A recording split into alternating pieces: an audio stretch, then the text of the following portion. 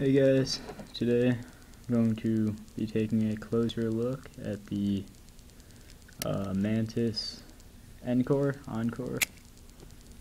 Not sure what it's called, haven't looked at it in a really long time, but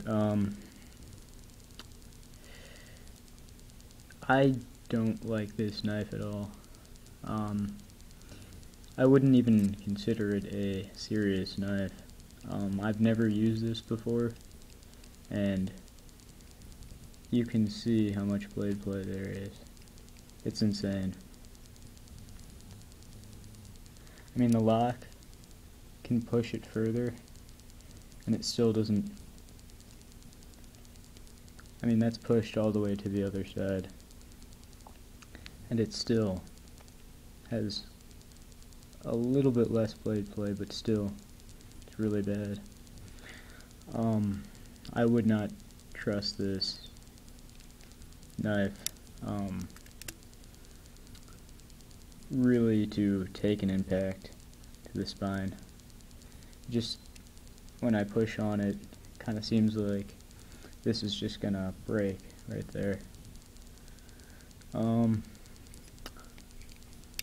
I know it's not just this one, because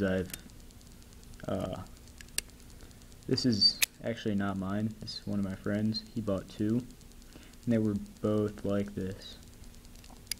First, it's really weird to open, because you have kind of like a strong detent, and then this cutout on the blade right here kind of acts as a second detent.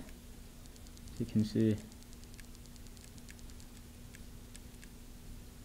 and then that's the detent ball.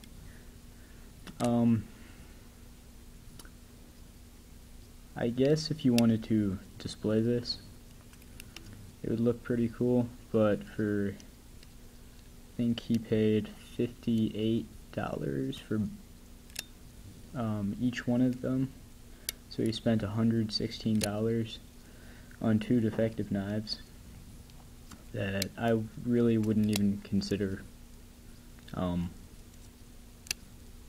guess, knives that should be priced even over $10. I mean, I've seen $10 knives with a lot less blade play than this.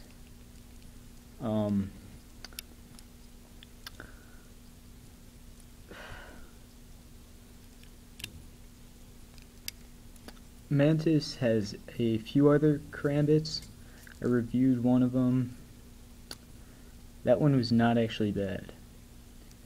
It's less expensive than this one, but its lock is amazing.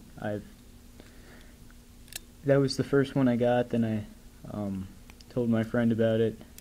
Said he wanted to upgrade and get a higher end steel.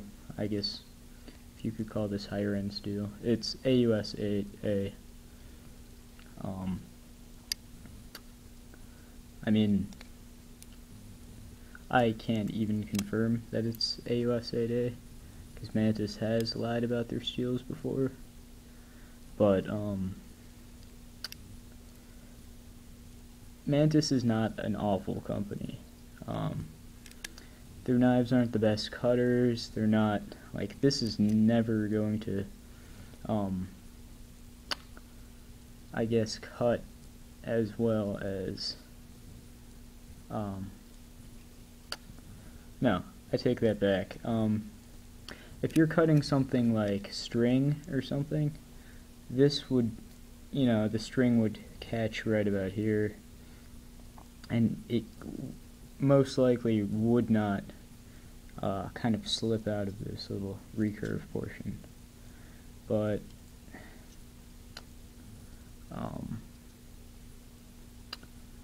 not recurve, but just curve.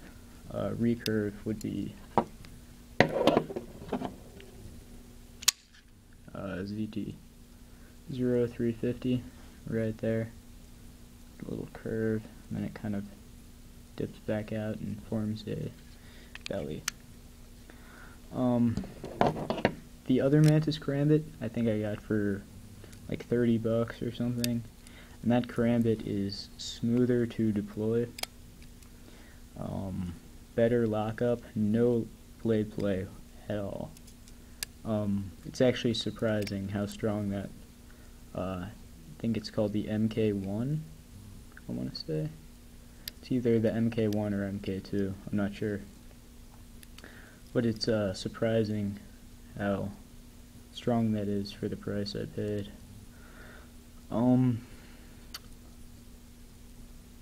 Yeah, so if you still want this, I guess I'll kind of talk about it. The jimping is better than on the MK1, I think it's called. Not sure about that. Both here and here.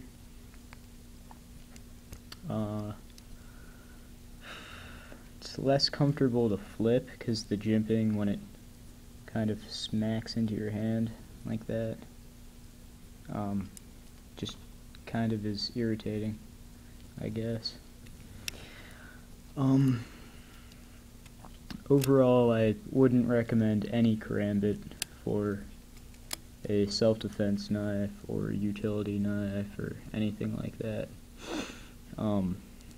Self-defense, you could just go, I mean, it doesn't have to be a Spyderco military, but it could be like Cold Steel Recon, Tanto, or Clip Point, or whatever, Spyderco Resilience. Those are both around the same price as this knife.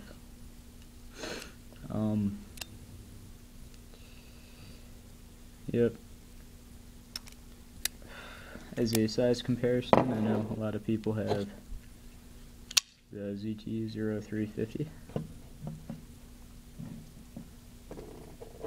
Line that up.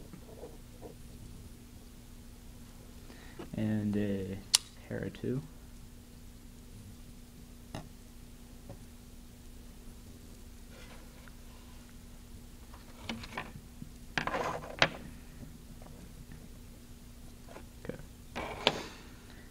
Yep.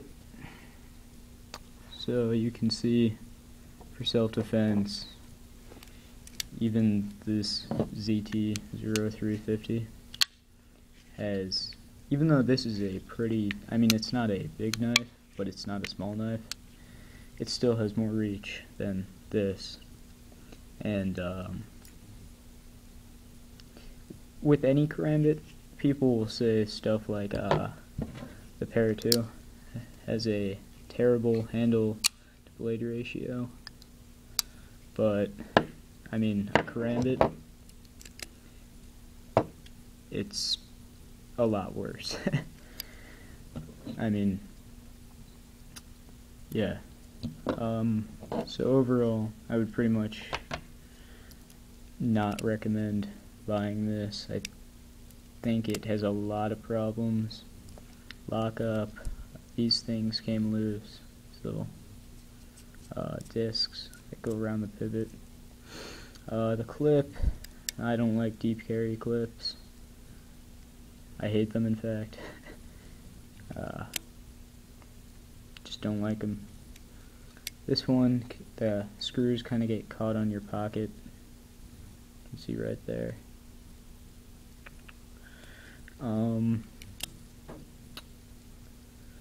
It's chisel ground, so that means it's only ground on this side, and the edge is only ground on that side. Which makes it, I guess, cheaper to manufacture, but it can't make it all that much cheaper. This is going for 60 bucks. So,